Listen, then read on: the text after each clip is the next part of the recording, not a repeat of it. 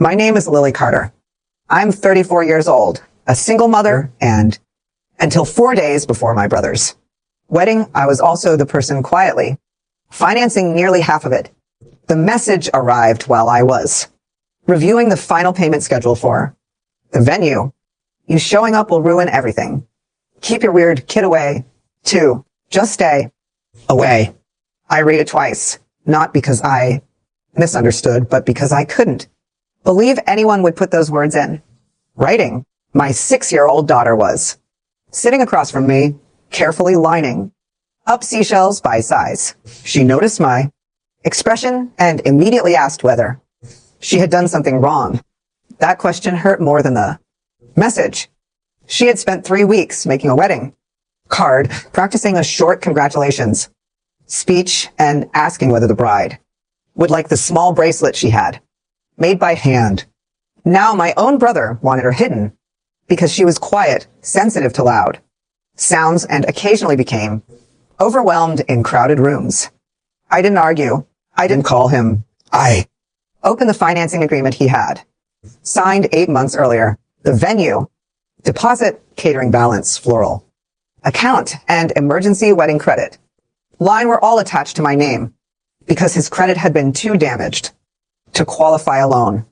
I had agreed to help because he promised every dollar would be repaid.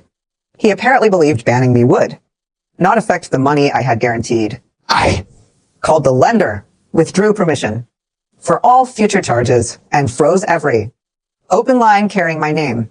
4 days later, while nearly 200 guests waited, the venue manager ran his card. Again, payment failed. Then my mother started calling me over and over, her voice, messages becoming more desperate each time. But the declined card wasn't the real disaster. What happened next exposed why my brother had been so determined to keep my daughter away. Before I tell you what he had been hiding and what happened when the entire wedding turned against him, tell me, what time is it where you are right now? And where are you watching from? I'd love to see how far the story travels to understand why I had the power to freeze the wedding accounts. You need to understand the arrangement Mark and I had made. 8 months earlier, Mark had appeared at my house in Port Mercy, a small coastal town in Maine where private problems rarely stayed private for long. He brought coffee, blueberry muffins, and the kind of nervous smile he had worn since childhood whenever he wanted me to rescue him. His credit score had collapsed after a failed restaurant investment, 2 unpaid business cards, and a personal loan he had hidden from our parents. His fiancée, Vanessa, believed the old debts had been resolved. They hadn't. Mark wanted an elegant waterfront wedding at the Harrow Bay Estate, a venue so expensive that its initial deposit exceeded what many families in town earned in several months. The venue rejected his card. The bank denied his application, and Vanessa's parents refused to contribute more after already paying for her dress and the photography package. Mark asked me to co-sign a controlled wedding credit line because I had spent 12 years working in financial compliance and had once managed nearly every complicated money problem in our family. I negotiated strict terms. The account remained in my name. Mark was an authorized user, and any balance above the agreed limit required my written approval. I also paid the venue's refundable security deposit directly. If the final balance was not settled, the venue could charge me. If suspicious spending appeared, I could suspend the account immediately. Mark signed every page. He even joked that I was his responsible older sister insurance policy. I should have heard the warning hidden inside the joke. Growing up, I had always been his insurance policy. When we were children, Mark shattered our father's workshop window while throwing rocks at bottles. I told our parents I had done it because he cried and begged me not to let Dad cancel his baseball trip. At 16, he borrowed our mother's car without permission and damaged the bumper. I used money from my summer job to help repair it before she noticed. At 23, he lost his rent money gambling. during a weekend in Boston, and I covered the payment because he promised it would never happen again. Every rescue taught him the wrong lesson. He did not learn responsibility. He learned that Lily would absorb the consequences. This wedding was supposed to be different. I created a repayment calendar, spending limits, and a separate account visible to all three of us. Mark agreed that no purchase would be made without documentation. For the first few months, everything appeared normal. Then extra charges began appearing. Upgraded liquor, imported table linens, a second floral installation luxury, transportation, personalized guest, favors, and an after-party Vanessa had never mentioned. Each time I questioned him, Mark claimed the additions were necessary because Vanessa's family expected perfection. I warned him twice that the limit was almost gone. He brushed me off and said he would receive a promotion after the wedding. The night I received his message, I reviewed the documents instead of reacting emotionally. That mattered. I was not stealing his money or canceling something he had paid for. I was preventing new debt from being placed in my name after he had expelled me and insulted my child. I called the lender's fraud and authorization department, confirmed my identity, and removed Mark's purchasing access. Then I emailed the venue, caterer, rental company, florist, and transportation service. My message was simple. I was no longer authorizing additional charges beyond amounts already settled. Any remaining balance would have to be paid directly by the couple. The venue coordinator called within 20 minutes. Her tone was professional but uneasy. The final payment of $38,600 was scheduled for the morning of the wedding because Mark had repeatedly requested extensions. The catering company was also owed $14,200, while the rental firm still had an unpaid balance of nearly $9,000. I stared at the figures. Mark had told me less than $20,000 remained. He had lied by more than $40,000.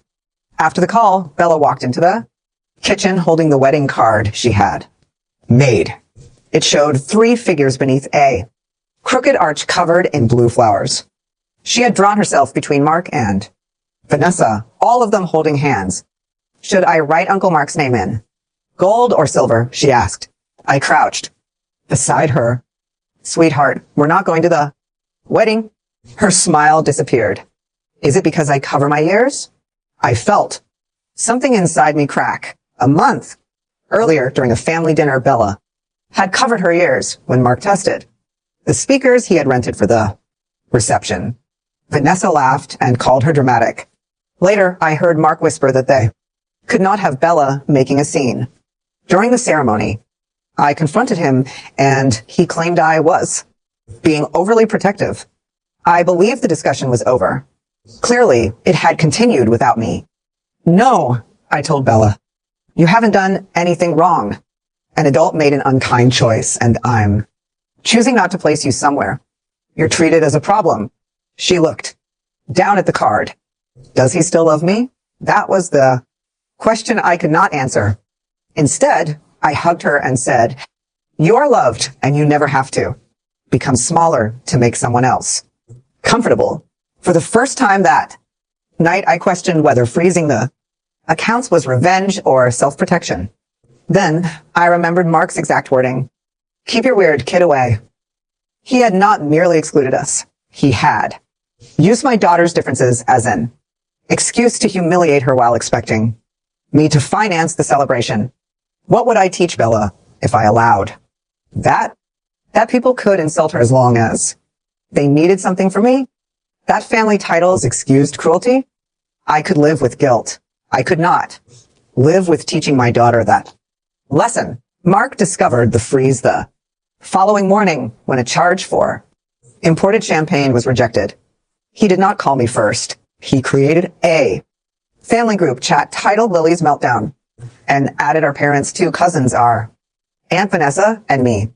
His opening message said I had sabotaged his wedding because I was jealous that he was getting married while I was still single. He conveniently omitted the message, banning Bella and me Within minutes, our mother asked me to restore the account before I embarrass the entire family. Our father wrote that financial disagreements should not be used as weapons. An aunt suggested I was allowing motherly sensitivity to cloud my judgment. I took a screenshot of Mark's message and posted it in the group without commentary. The chat went silent for almost 3 minutes. Then Vanessa responded, "That was poorly worded, but there were concerns about disruptions." Concerns? The word was polished enough to sound reasonable, but I knew what it meant. Bella had become an inconvenience they believed could be removed. Mark followed with a longer explanation. According to him, Bella had made guests uncomfortable at the engagement dinner by refusing to speak to strangers, arranging sugar packets on the table, and covering her ears when people applauded. He claimed Vanessa's grandmother was frail and should not have to witness a child's episode. Bella had never hurt anyone. She had quietly stepped outside with me for 5 minutes when the noise became overwhelming. Mark turned that private moment into evidence that she did not belong. My cousin Rachel was the first person to challenge him. "You took Lily's money," made Bella a flower girl, let her prepare for months, then banned them 4 days before the wedding. Mark replied that finances and guest decisions were separate issues. That's North's sentence destroyed whatever sympathy he might have received. He genuinely believed my money should remain available even after my daughter and I were discarded. I answered once. The accounts are not Mark's property. They are credit facilities under my name, created because he could not qualify. I withdrew authorization for future debt.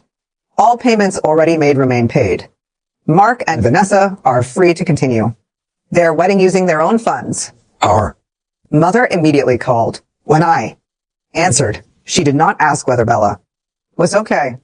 She asked how much money Mark needed. I told her the outstanding amount. She gasped, then accused me of exaggerating. I emailed her the statements. "Why would he owe that much?" she whispered. "Because he lied to all of us."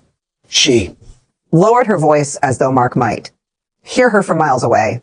"Lily, your brother is under enormous pressure. Restore the accounts until after the wedding. We can sort out the rest later." That is what we always say about Mark later. This is his wedding and Bella is his niece. Mom became quiet.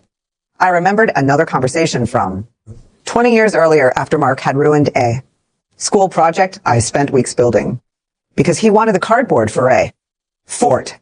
Mom had asked me to let it go because he was younger when he wrecked my first car and denied it. She asked me to let it go because he was frightened when he missed Dad's surgery because he was on vacation. She said he was overwhelmed. Mark had built his entire adult life inside the shelter of our family's excuses. Why is peace always something I have to purchase? I asked.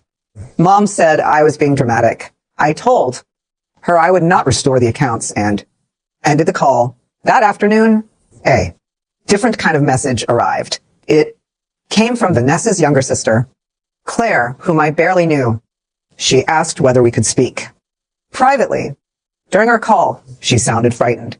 Claire told me Mark had been blaming me for months whenever wedding vendors requested payment. He claimed I controlled a family trust and refused to release money unless he followed my orders. There was no family trust. Claire also said Vanessa believed Mark's restaurant debts had been paid through the sale of an investment property. Mark did not own an investment property. Then Claire revealed something stranger. 3 days earlier, she had overheard Mark arguing with a venue coordinator about a presentation planned for the reception. He wanted the coordinator to display childhood photographs and a pre-recorded family video. During the argument, he said, "Lily can't be there when it plays. She'll recognize the numbers." "What numbers?" I asked. Claire did not know, but she sent me a photograph of a printed seating chart she had found in the bridal suite. My name and Bella's name had been removed. In their place, Mark had seated 2 men, from Northeastern Coastal Development, the company where he worked as a regional procurement manager. That changed everything. Mark had not excluded us merely because Bella was different. He needed our seats for business guests, and he did not want me present when something financial appeared during the reception. I opened the wedding account again and reviewed every transaction.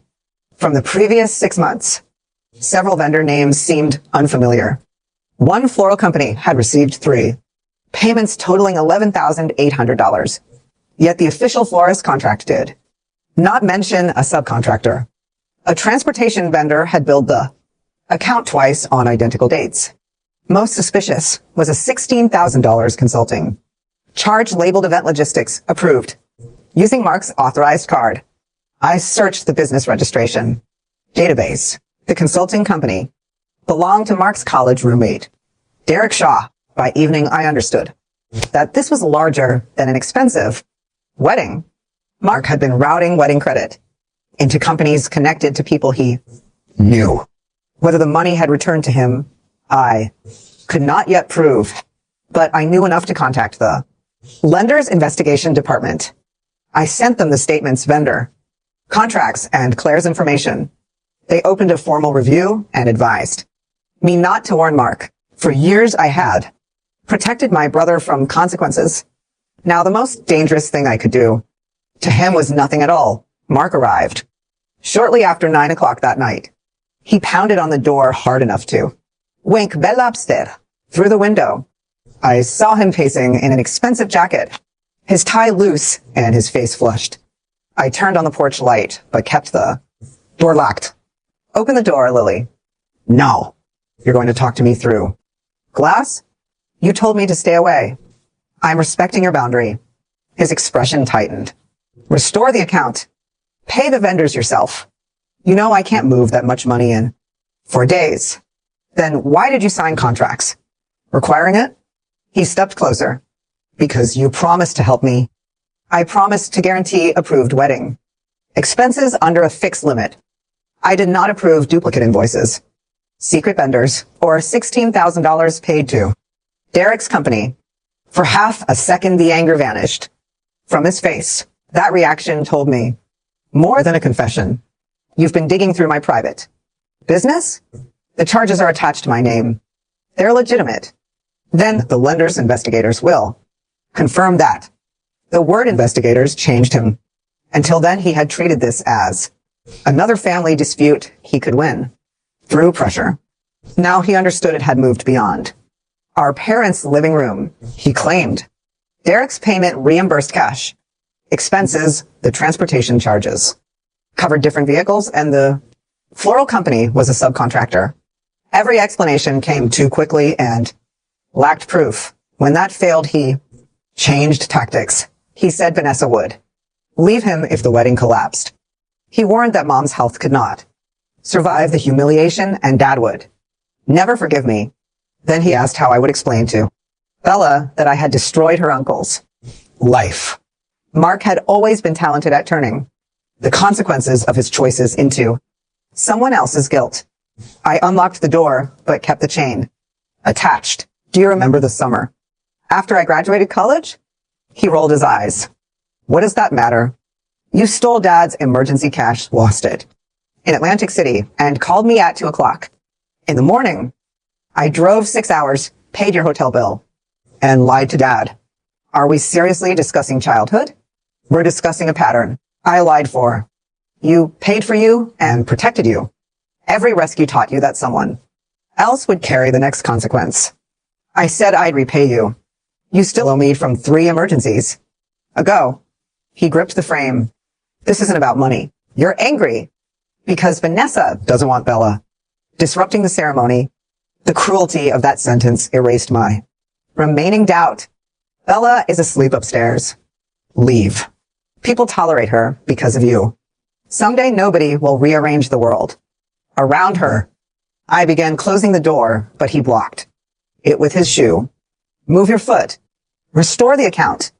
My security camera is recording you. He stepped back. Before leaving, he said, when this family falls apart, everyone will know you caused it. I checked on Bella and found her sitting upright, clutching her stuffed seal. She had heard raised voices, but not the words. Is Uncle Mark angry because we aren't going? She asked. He's angry because I told him no.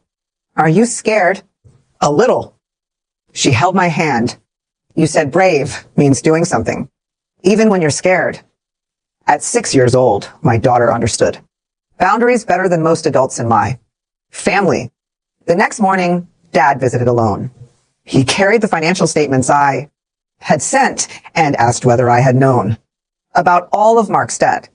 I explained that I knew about the restaurant failure, not the hidden loans or suspicious transfers. Dad recognized Derek's name. Years earlier, Derek and Mark had run an online ticket business that collapsed. After customers demanded refunds, Dad had repaid one of Mark's loans then, and Mom had never told me. He also admitted that they had withdrawn $22,000 from their retirement savings 3 months earlier because Mark claimed the venue would cancel without an emergency payment. Yet the venue still had not received its balance. For the first time, Dad did not ask me to restore the credit line. He asked for copies of everything. Before leaving, he glanced toward Bella. In the living room, did he really call her weird? I showed him the message. Dad folded the printout and placed it in his pocket. Your mother saw those words, he said, quietly. I don't think she allowed herself to understand them. Sometimes denial was not ignorance. It was a choice to avoid the responsibility. That understanding would require. The day before the wedding, Mom asked me to meet her at a cafe near the harbor. She looked exhausted, but exhaustion was not accountability. Mark says the investigation could destroy his career, she began. Did he explain the payments? He says they were temporary transfers. To whom? Claire's throat. She looked away. He didn't give me every detail. Then why are you defending him?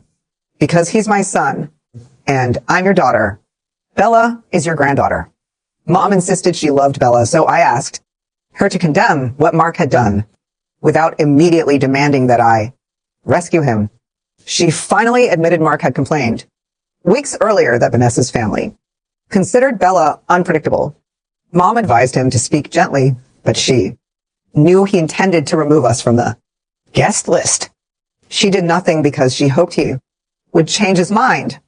You hoped the problem would disappear before you had to choose, I said.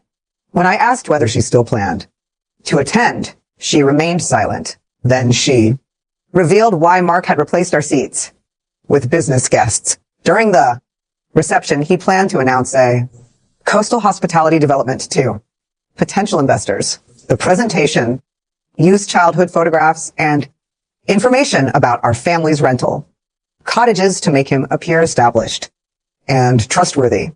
He did not want me present because I managed those properties and would recognize any false figures. Dad searched his email and found a family asset verification form Mark had asked him to sign, claiming it was mortgage paperwork. It did not transfer ownership, but it allowed Mark to present certain family income figures during preliminary investment discussions. Mom covered her mouth. He said it was for the house he and Vanessa wanted. Now that you know, are you still going? I asked. She worried about humiliating him, upsetting Vanessa's family, and becoming the subject of town gossip. You're listing everyone whose feelings matter. I said, Bella still isn't on that list. Mom reached for my hand. Please release enough money to save the ceremony. Your father and I will confront him afterward. There is always an afterward with Mark. Afterward means he gets what he wants before facing consequences. I left knowing I might lose my mother temporarily. Part of me still wanted to make one call and prevent the disaster, but that impulse was not kindness. It was conditioning. At home, Bella was wrapping the bracelet she had made for Vanessa. Can we mail it? She asked. Even if we're not going? She had been rejected and still worried that Vanessa might feel sad. We can keep it until you decide, I said. You don't owe anyone a gift just because you already made it. That evening, Claire called. She had confronted Vanessa about Mark's hidden debt, the fake investment, property, and Derek's company, Mark, responded by accusing me of fabricating evidence because I resented his marriage. He also claimed I had developed a serious emotional disorder after my divorce and could not be trusted with money. That life finally made Vanessa suspicious. She asked Claire to obtain the financial presentation plan for the reception. Around midnight, Claire sent it to me. The opening page displayed a photograph of our family cottages beneath the title, Carter Family Coastal Portfolio. Projected value $2.4 million. Mark named himself managing partner and described our parents as passive stakeholders. My name was absent even, though I had managed the properties for years. The proposal requested a $600,000 investment supposedly secured by existing family-controlled real estate. Mark had not merely used my credit to finance his wedding. He intended to use the wedding to finance a company built on property he did not own. I sent the file to Dad, the lender's investigator, and our attorney. Dad replied with 4 words, "I am finally done." On the morning of the wedding, I turned off notifications and took Bella to a marine rescue center 40 minutes away. I wanted the day to belong to her, not to the crisis Mark had created. She loved seals, tide pools, and the quiet observation room overlooking the rehabilitation tanks. At 11:17 a.m., Harrow Bay Estate attempted to process the final venue payment. The card declined because Mark was no longer an authorized user. The manager requested another payment method and gave him until noon. Mark tried 3 personal cards. Each was declined or over its limit. Vanessa attempted to transfer money from their joint account and discovered it contained less than $4,000. She had believed they had nearly $31,000. Mark began calling me at 11:26. Mom followed 1 minute later. At 11:29, the venue emailed a notice explaining that without payment only the smaller outdoor ceremony covered by the original deposit could proceed. The ballroom, catering, alcohol, rentals, sound system, and reception staff would be withheld. Mark's messages changed quickly. First came a demand. Call me immediately. This has gone too far. Then a plea. Release the payment. We'll settle it Monday. Finally, a threat. If you don't fix this, I'll tell everyone you committed fraud. Mom cried in her message. Guests are arriving. Please don't do this to us. Us. She still spoke as though I were attacking the family instead of refusing to finance Mark's deception. I listened while Bella watched an injured seal learning to swim. Then Dad called. "Do not send money," he said. Behind him, I could hear shouting.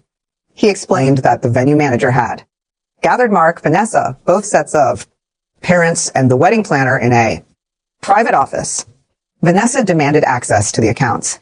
Mark refused. Claire produced the statements and the investment presentation. Vanessa asked why Mark had described himself as manager of the Carter properties. Mark claimed Dad had authorized him. Dad denied it. Mark blamed Derek for the wording, but Derek admitted Mark had paid his company $16,000, so he could return $13,500 in cash and keep the rest as a fee. Mark had converted my credit into cash. Part of it paid personal debts. Another portion funded the fake development proposal, and the remainder was missing. Vanessa removed her engagement ring. Mark tried stopping her by claiming every man concealed financial stress. Before marriage, she asked whether every man also used his wedding to solicit investors with property he did not own. He accused Claire and me of poisoning her against him. Then, in front of both families and several members of the wedding party, he said none of this would have happened if Lily had controlled her kid and stayed out of my business. Vanessa stared at him. You banned a 6-year-old to hide financial fraud. Guests in the hallway heard her Within minutes, relatives began texting one another. A groomsman who worked with Mark contacted their department director because the presentation displayed the Northeastern Coastal Development logo.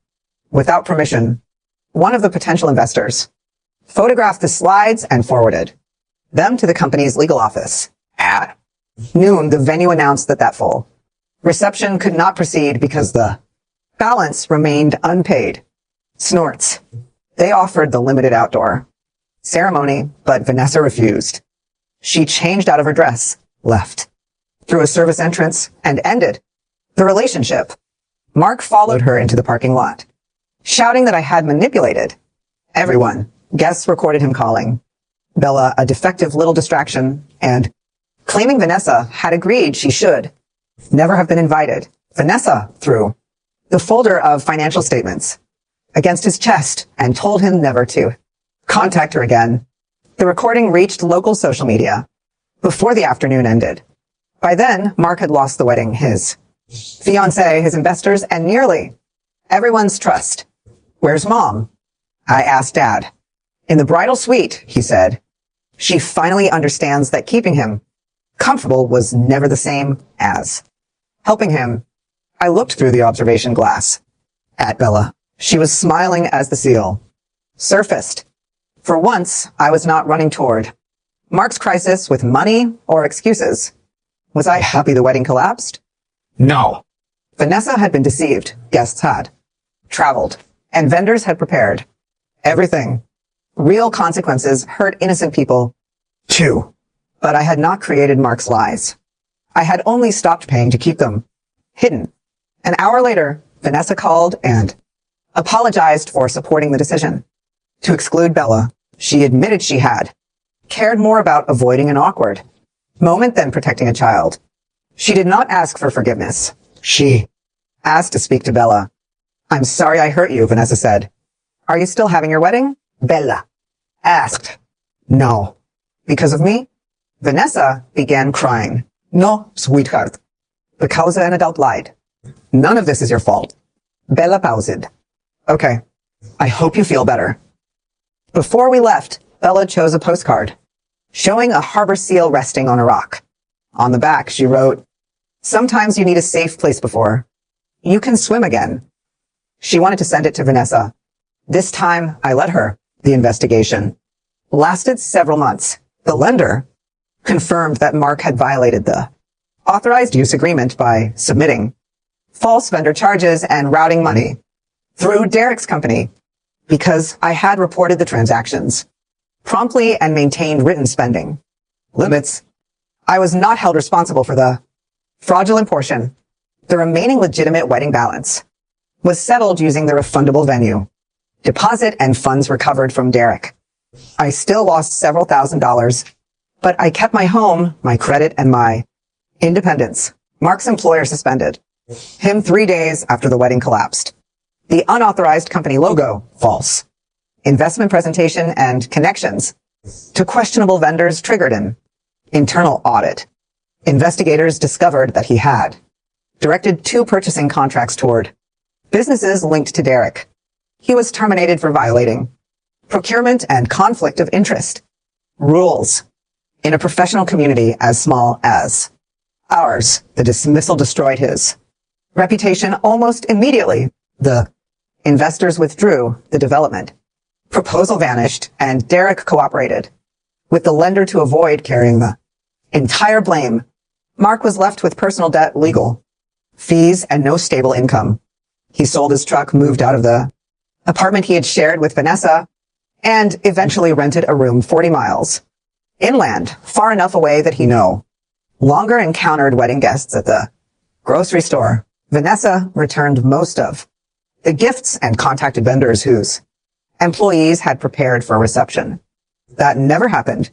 Her parents helped with some non-refundable costs, but refused to cover Mark's debts. 6 months later, she accepted a job in Vermont. She sent Bella art supplies and a note thanking her for the postcard. We never became close, but her apology remained one of the few honest things to come from the disaster. My parents' marriage nearly collapsed under the Weight of Mark's deception and everything they had enabled. Dad froze his access to their accounts, hired an attorney to revoke the property, documents, and began counseling. Mom continued insisting that Mark had acted out of desperation until Dad asked, how many people does he have to hurt before protecting him becomes participation? Mom did not speak to me for 3 weeks. When she finally visited, she brought no excuses. She sat at my kitchen table and asked to apologize to Bella, who was building a cardboard lighthouse. I knew you were being excluded and I didn't defend you, Mom said. I was wrong. Bella looked at her. Did you think I was weird too? Mom's face crumpled. No.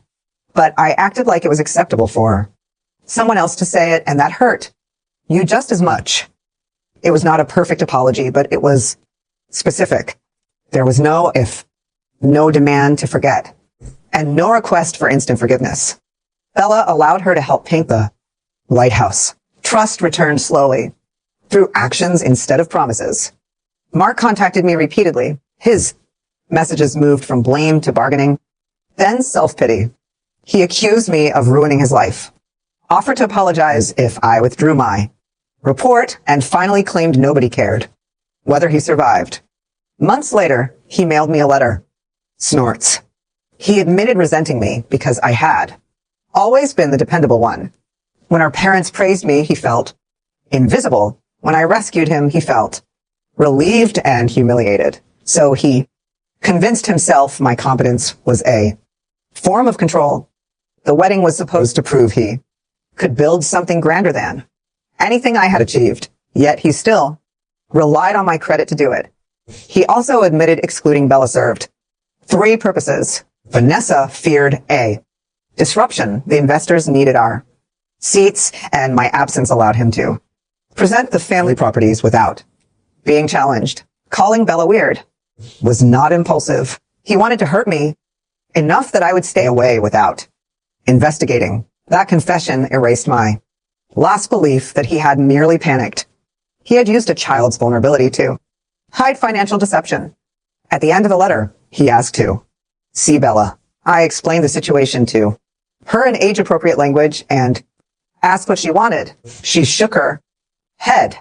Maybe when I'm bigger, but I don't want him to say sorry because he wants something.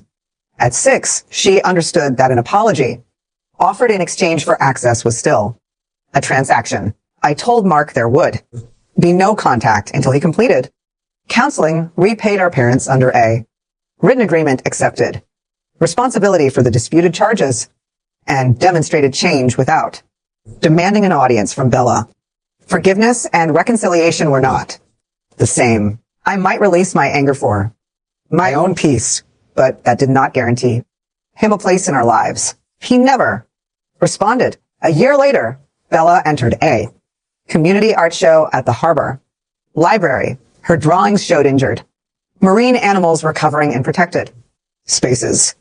The central picture featured a young seal resting behind a barrier while larger seals waited outside. She titled it, "Safe is not the same as alone." When a teacher asked her to explain it, Bella said, "Sometimes people think boundaries are mean because they don't get what they want. But the fence is there so the hurt animal can heal." For years, my family had treated boundaries as punishments. Saying no was called selfish. Refusing to pay was called betrayal. Revealing the truth was called destruction. Mark, meanwhile, had been allowed to lie, borrow, insult, and manipulate because confronting him felt harder than sacrificing me. Freezing the credit line did not make me powerful. My name had always been on the account. The real power came from accepting that other people could be angry with me and I could still be right. I did not need my mother's approval, my brother's gratitude, or the town's understanding to protect my daughter. Some people said Mark had suffered enough. Others believed I should have saved the wedding and confronted him afterward. They had not heard Bella ask whether covering her ears made her unlovable. They had not seen fraudulent charges attached to their names or spent years rescuing someone who mistook protection for entitlement. Would you have restored the money to save the wedding knowing the person who banned your child was also using your name to hide financial lies? Or would you have let the declined card expose everything? I know my answer now. Mark told me to stay away, so I did. He said my daughter would ruin his perfect day, but Bella never entered the venue, interrupted the ceremony, or spoken an unkind word. The wedding collapsed because of the man standing at its center. My brother believed the most frightening thing I could do was fight him. He was wrong. The most frightening thing I ever did was stop saving him.